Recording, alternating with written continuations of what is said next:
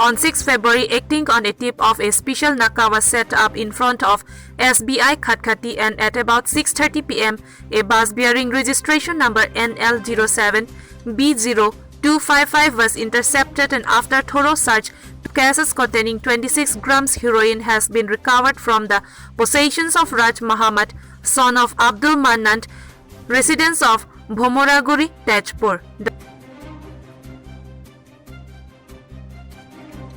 The drugs were recovered from the body of the apprehended person. The Naka was set up under the leadership of SDPO Bokajan, assisted by OC Khatkhati PS SI UB Moblik Brahma, CI Borpothar, Inspector Bhupen Kalita and staff.